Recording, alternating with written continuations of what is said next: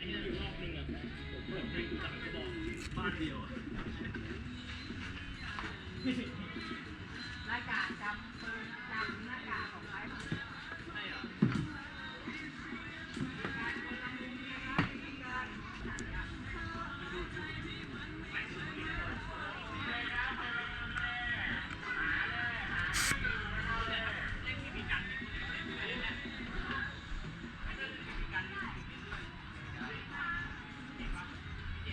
กลายเป็นมนุษย์สาย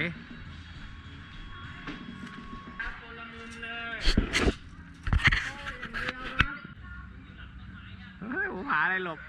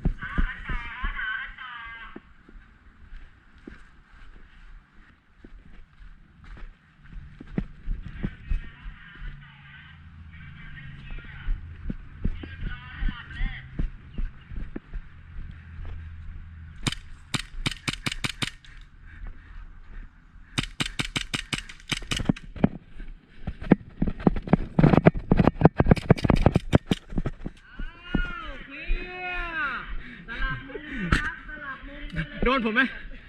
โทษนะครับได้2-2ครึ่งเดียว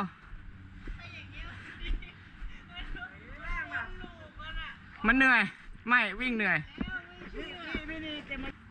มาฮะเอา งานกับความนะมาฝั่งนู้นนักอยู่ฝั่งนี้คุณครับ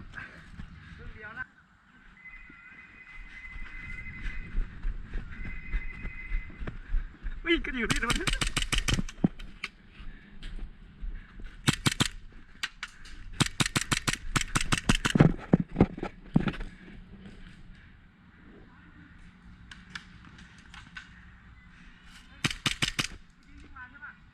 ไม่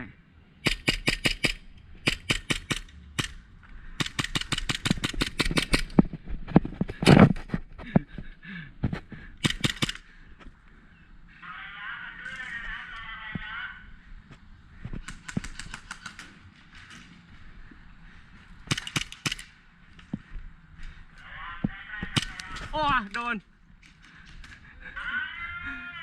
โอ้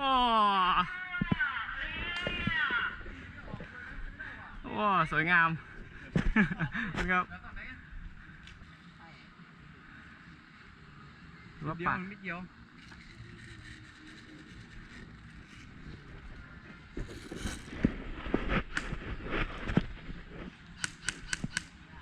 ลูกเหลือไหมไอ้ตังได้ครับโอเควิลิตไปนู่นเลยรู้แล้วผมรู้แล้วผมรู้แล้วเขาจะขึ้นมาสูงใช่ถ้าเขาขึ้นมาสูงปุ๊บเราไปอยู่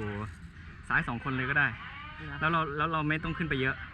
ใช่เรารอยิงเขาแถวเนี้ย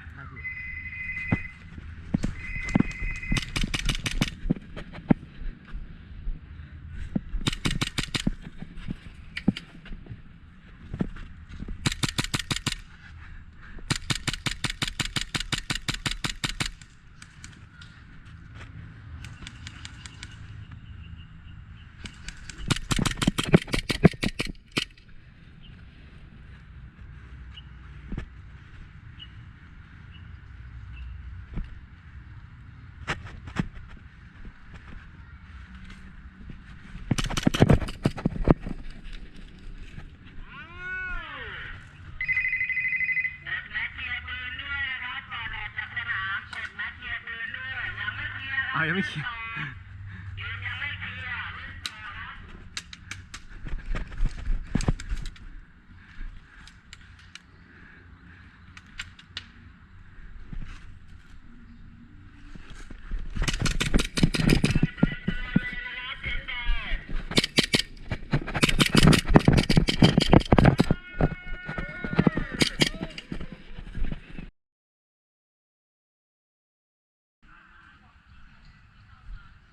เขาจะจับคู่ใหม่เปล่าเปลี่ยนตัวบ้าง เปลี่ยนตัวก็สลับอย่างนี้เลย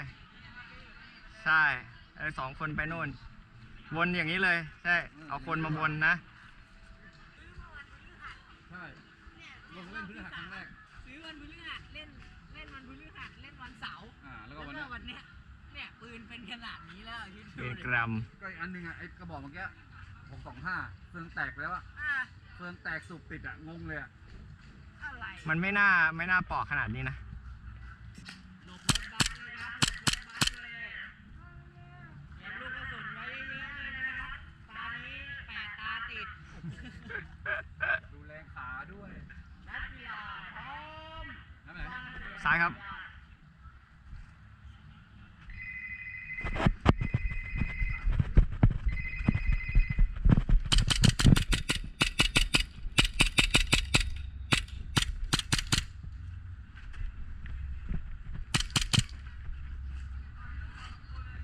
ฮะ หลังรถบัสเหรอ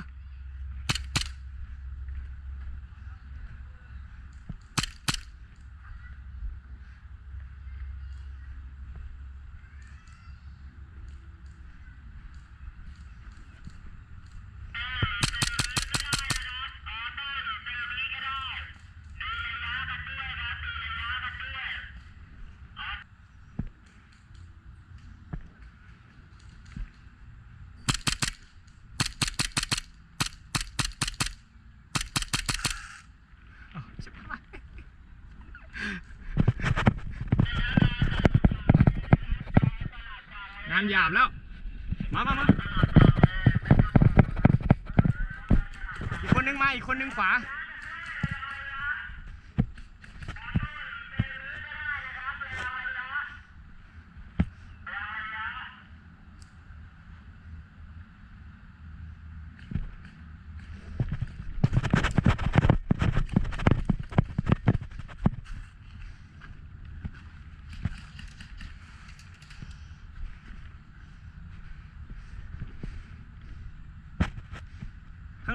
ข้างหลังขวาระวัง ยิงผมอยู่เนี่ย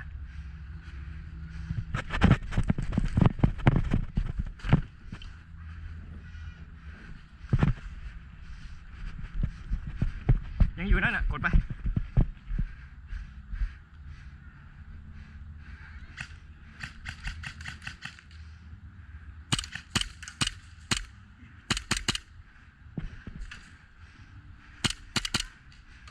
ซ้าย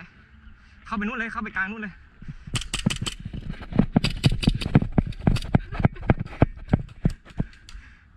เขาเข้ามาใกล้แล้วขวาก็มีเนี่ย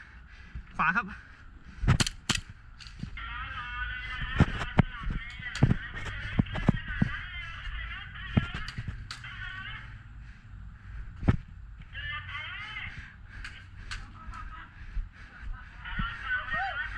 สวยโอ้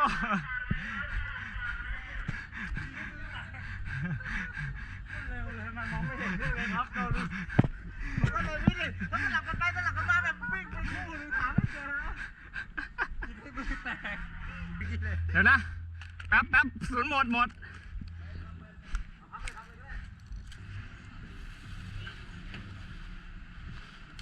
เฮ้ย รั่ว เฮ้ย ถุงแตก ทีมเลย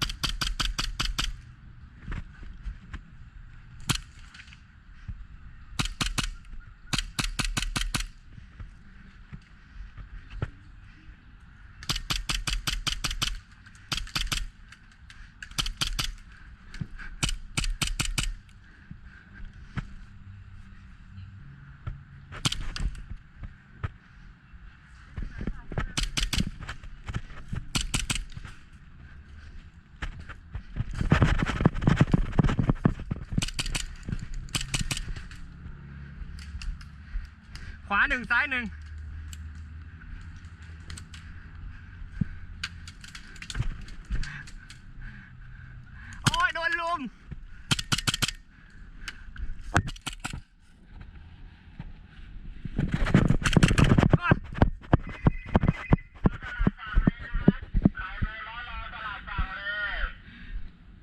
น